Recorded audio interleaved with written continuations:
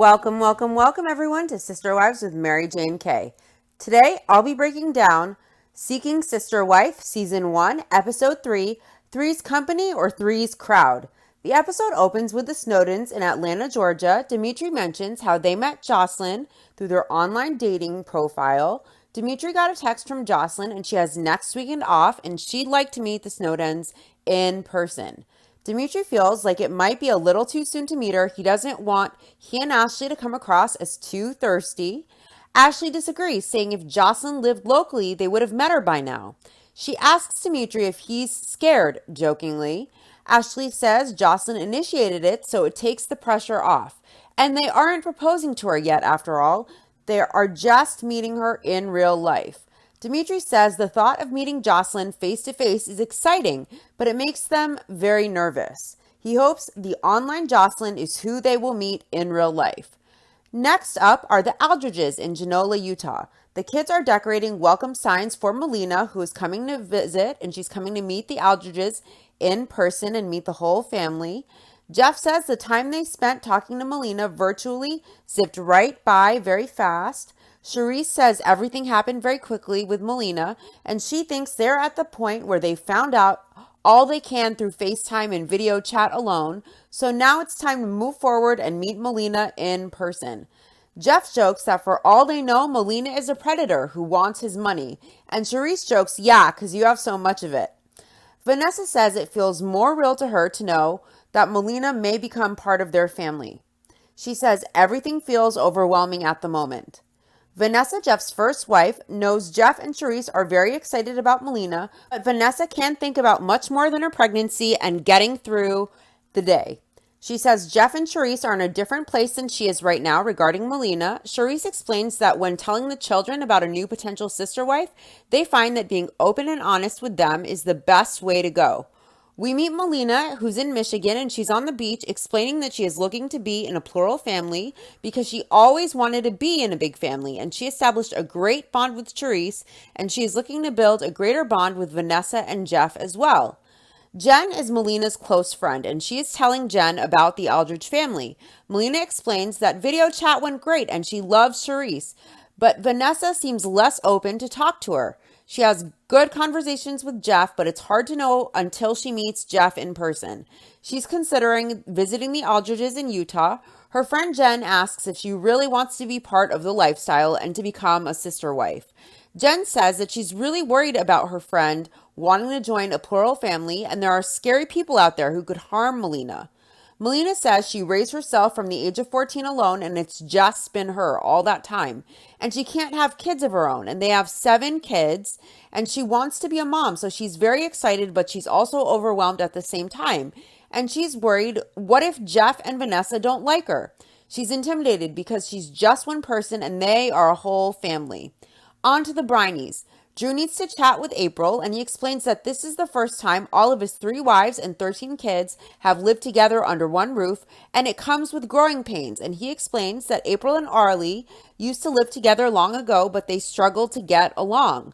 Drew was hoping that Angela, the 3rd wife, would come in and balance things out, but things aren't looking good so far.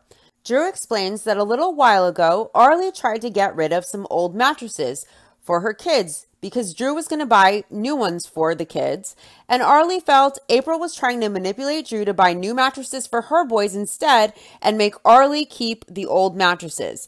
Drew explains that it's hard with all his wives living together. There are constant new dramas over who gets what room. Now it's about over mattresses. So he calls in Arlie and Angela to talk with himself and April about the mattress situation. April complains, why is Angela here? Does she have a concern about the mattresses too? She asks snarkily if Angela is involved in this. She asks Angela if she has a take on all of this as well. And Angela does have 2 cents to throw into the pot as well. Drew says when things get rough, he can be the person to just make an ultimate decision that everyone has to live with, but he prefers not to do that. Drew explains that his wives need to learn to get along. They are together a lot and they need to learn how to communicate effectively, and he is trying to accomplish better communication among them. Drew explains that the issue on the table today is that there's a feeling that April is trying to take a situation where Drew was needing to buy stuff for Arlie's kids and manipulate the situation so Drew buys things for April's kids instead. Drew says Arlie perceives it that way, so that's the issue. April says she wasn't involved in the conversations between Drew and Arlie discussing buying mattresses for their kids. April was thinking that if Arlie's kids need mattresses, they have old mattresses downstairs in the basement, and she thought she was doing something nice for Arlie by offering the used mattresses for her kids to use. April explains that when they moved into the house, all the mattresses just got put wherever, and it happened to be that there were a couple of extra used mattresses in her boys' room, and she didn't know Arlie didn't have any mattresses for her boys upstairs. April's perspective is that if they are working together as a family, why would they go buy new mattresses when they have some used mattresses already? Arlie tells April she doesn't feel it is completely accurate that April was just doing a nice thing. Arlie explains that April is a master manipulator and it's not the first time that things like this have happened. She says Drew will offer to buy her something nice and new, and April finds a way to get Arlie a hand-me-down instead so that April can use the resources meant for Arlie to get something nice and new for herself or her kids. Arlie says it makes her feel not only like a second-class citizen in society, but as though she's a second-class citizen in her home as well. Angela, Drew's third wife, explains to April that the facts suggest that there is a superiority issue there with her and that April wants her kids to have the better, nicer, newer things. Angela explains that as a new wife, she thinks that it's important that April knows that Arlie isn't the only wife who notices manipulative behavior in April. April says it seems as though Arlie has her kids in mind and the needs of her kids in mind, and Arlie looks at Drew and points at April and says, right there, pointing out April beginning her manipulative tactics.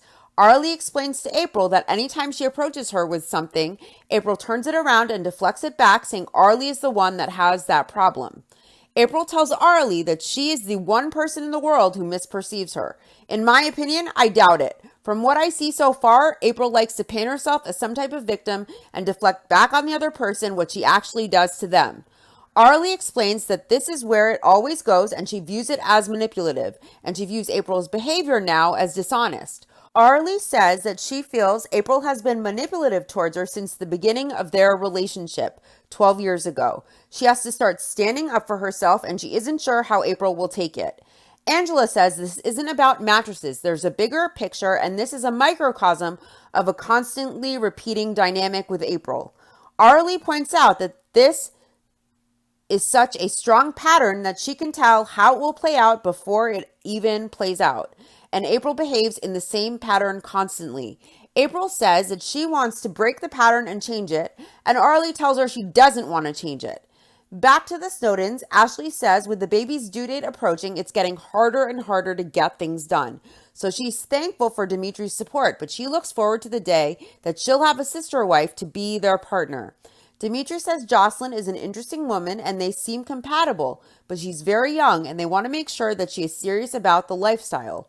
Jocelyn, 22, is boarding a plane to meet the Snowdens, and Dimitri asks how it should work. Should Jocelyn and Ashley go on a date first, or should the Snowdens go together with Jocelyn on the first date? He asks Ashley what her preference is, and Ashley says because they are already an item, it makes sense to do the first date together with both of them as a couple, so Jocelyn can see what the Snowdens are like as a team. Ashley explains that unlike Mormons who have specific rules that they follow in order to embrace polygamy, she and Dimitri have a moral code that they live by and they do what feels right for their family. Does Dimitri always do what feels right? Because I've seen every season and I know that Dimitri actually goes behind Ashley's back to have sex with Jocelyn after their one-on-one date. So if that's any indication of Dimitri's moral code with the lifestyle and doing what's right for his family, particularly while Ashley is pregnant with 2 little ones, that standards bar is on the ground in my opinion.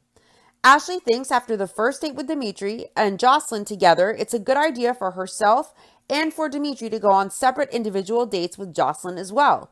Ashley says most women would be jealous of sharing their husband with another woman, but as long as she and Dimitri talk about it and discuss it and agree upon it, she's good with it.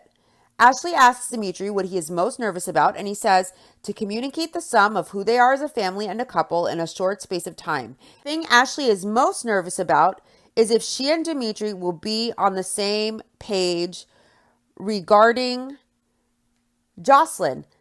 She fears that Dimitri will be on one page regarding Jocelyn and she'll be on another. Ashley explains that for this to work out, both she and Dimitri need to have meaningful relationships with Jocelyn. Dimitri is looking for his wife, and Ashley is also looking for a best friend and a sisterhood, or a road dog, as she puts it. In my opinion, I feel like Ashley wouldn't mind another woman helping with the mothering and the household chores, and that's why she wants a sister wife, but we'll have to see. April asks to sit and talk with the other Briney wives, and April explains that they are all finally settling into the house, and when you have major life changes, there's tension with them trying to figure out the new rhythm of working together as Drew's wives are all in one home cohabitating. April feels like Arlie and Angela are ganging up on her. April tells the other wives that she feels like ever since they moved into the house together, she has felt animosity from them. They give her dirty looks, they're unkind to her, and April will mention something and they talk about her behind her back. April feels like Arlie and Angela are her enemies and that they're against her and that they are trying to hurt her. Arlie says, speaking for herself, that's not accurate. April says part of her challenge is that she feels insecure around them, and it's something a first wife might deal with because she chose the other wives to come into the family, particularly Arlie. She says she picked Arlie, she welcomed her, she received her. April tells Arlie they've had their challenges, and she tells Angela she chose Angela, but for her there's no security on her end to know that they would choose her. Angela says April wondering if they chose her as a sister wife is kind of ridiculous, that of course they chose her. They chose the family, but if April wants a friend, then she needs to be friendly. April tells the wives if tables were turned and they were the first wives, she doesn't know that they would have picked her. In fact, it seems likely to April that neither Arlie or Angela would pick her to come into the family. April says she doesn't feel understood as the first wife in her family. She thinks it's easy for the other wives to complain and find faults, but they aren't putting themselves in her shoes. This woman, in my opinion, wants people to view her like a mistreated victim when she seems to be a manipulator with the way she seems to approach things. April tells Angela and Arlie the insecurity she has colors all of their interactions. She hopes to get validation and security from them in some form, and that need hasn't been met. Angela says that was never the issue. That's an aside, and it doesn't mean they get to escape the consequences. The wives know April is trying to deflect blame and play victim to try and manipulate, and they aren't allowing it, which is great. Arlie says when April says they wouldn't choose her, that it's a way of deflecting the situation to try and make them feel bad. Arlie says April is trying to suggest that if they loved her more and understood her better, then everything would be better. Rather than April taking accountability for her manipulative behavior, she deflects blame and fault on the other wives misperceiving her. Arlie explains to April that she felt the need to protect herself because of what she views as April's manipulation. April tells Arlie that she would love if she would get to the point where she can see she has Arlie's best interests at heart, and that it would be great if Arlie could have trust in April. Arlie tells April she does not have that trust. April says that's clear that Arlie has no trust for her. Arlie tells April it doesn't matter what the rest of them say, that April took it into her hands to manipulate the situation so it would turn out in her best interest. Angela tells April they could go back and forth all day long, but the bottom line is Angela has been avoiding her and she doesn't have the best feelings towards April. Angela is surprised how quickly things went downhill after they moved into one home, and she has wondered what she has gotten herself into. April says she can't progress anymore in the conversation and she walks away as the wives still have more to say to her. Back to the Snowdens, they're getting ready for their first meeting with Jocelyn. Ashley is 6 months pregnant and dating in the third trimester is challenging for her. Dimitri says Jocelyn meets almost all of their criteria. Ashley says it's their turn to show Jocelyn what they are all about, so she will pick them and want to marry them. Dimitri says the best outcome will be that Jocelyn smells good and looks good because he's aesthetic in that way, as if he looks like a perfect 10. He's pushing 40 and incredibly arrogant, in my opinion. Ashley hopes for a connection, and Dimitri hopes for inviting and warm chemistry that prompts them to move forward. The next episode, we learn that there was so much inviting and warm chemistry that after their one-on-one date, Dimitri sneaked and creeped to go hook up with this 22-year-old without a 6 months pregnant Ashley's blessing. Back to the Aldridges in Genola, Utah. They are almost ready to head to the airport to pick up Melina. Charisse is excited because they have gotten close and she has invested a lot of time in getting to know Melina. Vanessa is nervous about meeting Melina. Jeff looks forward to texting Melina each morning and he looks forward to meeting her. Charisse is super excited and nervous. Back to the Brineys in American Fork, Utah. Drew comes in to see how April is doing. He comes into her room and he's very affectionate with her, asking how she's doing, and he calls April Sunshine. To me, it feels like all the wives and Drew have to walk on their tiptoes over eggshells in order to deal with April. Drew says their home is in chaos with everyone living together, and it's challenging to have 3 wives with physical, emotional, and mental needs, and it's difficult to get in the middle of disagreements, so it's tough to keep himself separated from it to help the wives reconcile rather than exacerbating the problem, and sometimes he fails.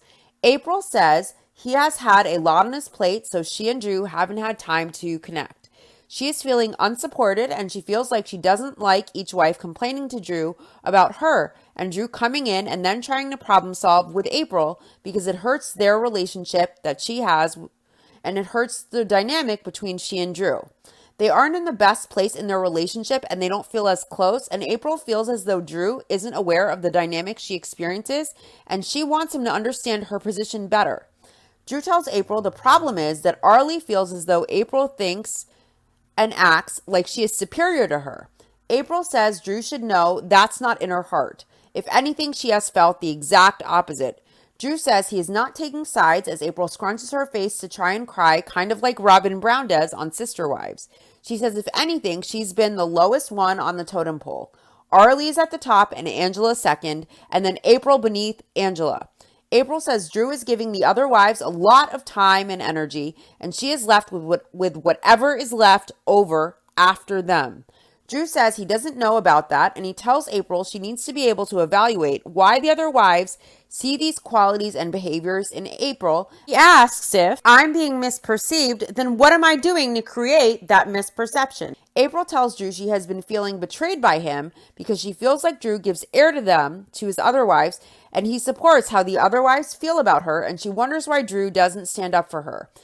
Maybe because he can see that April is trying to manipulate and he knows that's not healthy, so he won't support it because it's toxic and wrong. That would just be my guess, in my opinion.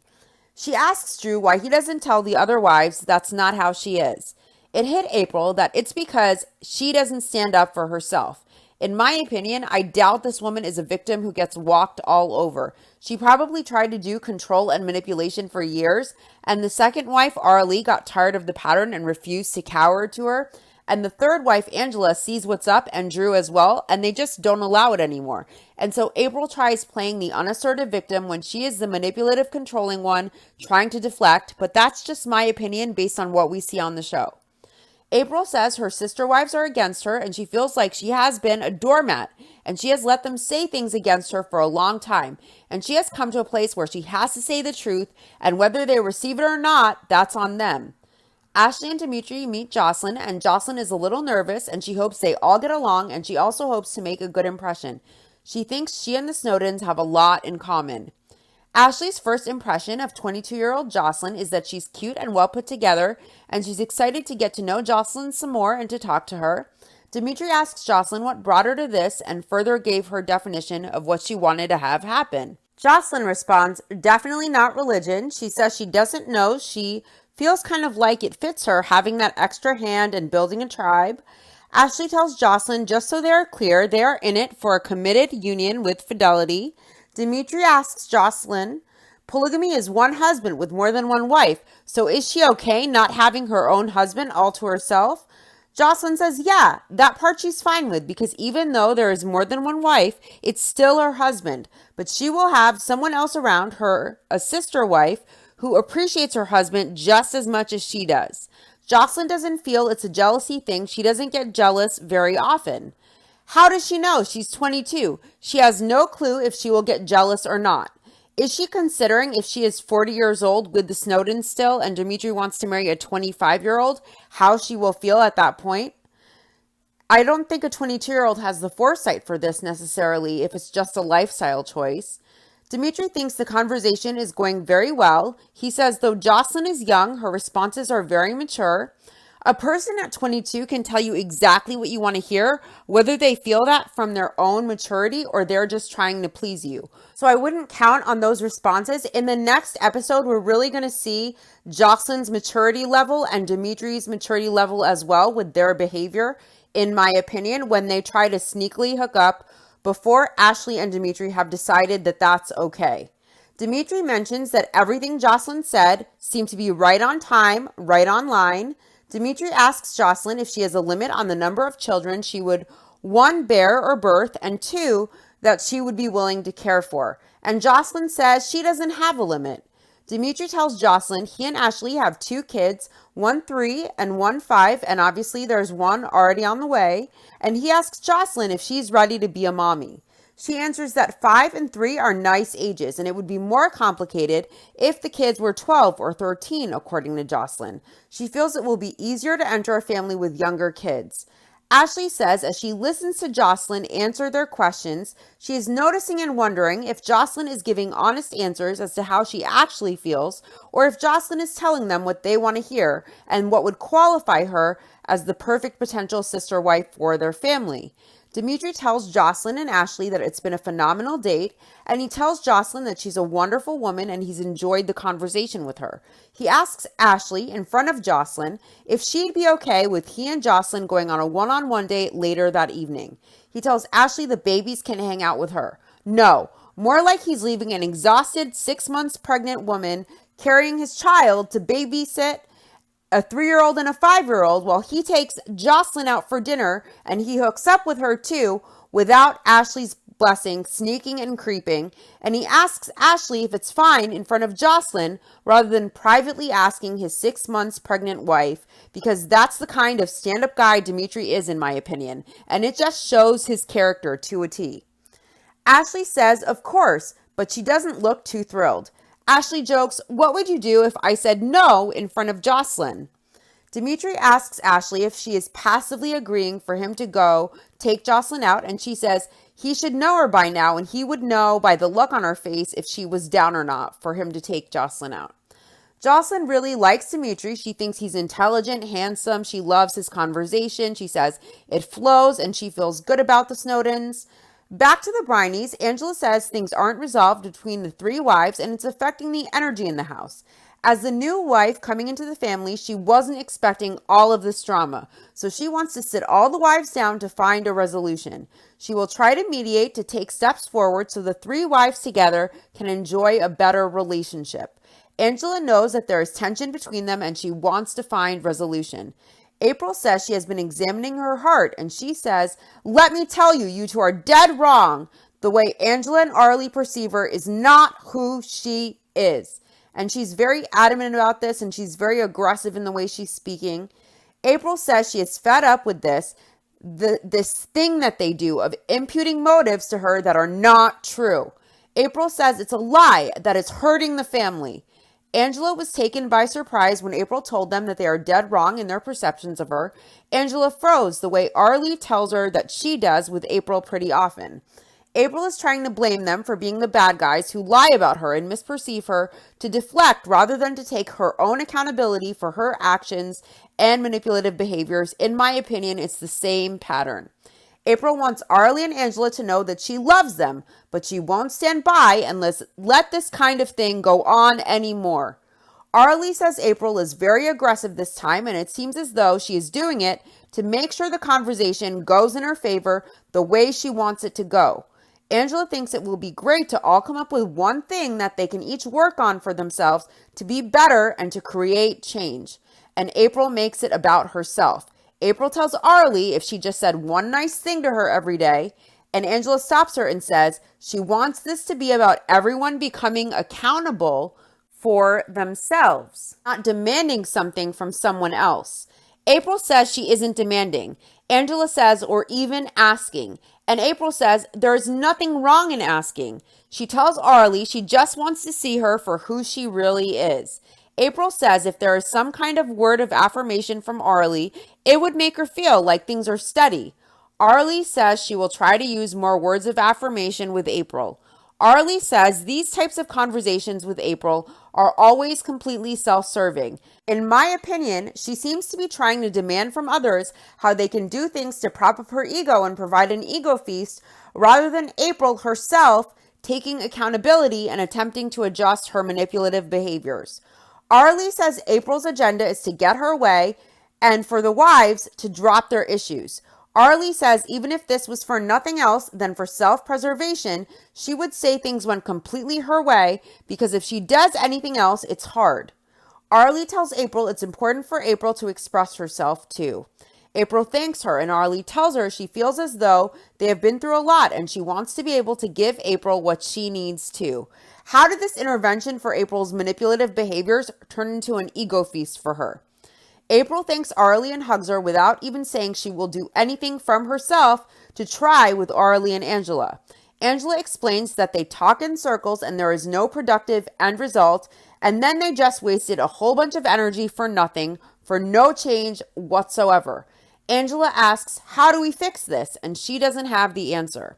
The Aldridges are at the airport to meet with Melina. Charisse explains how excited she is to meet Melina and that she already feels like a sister to Melina.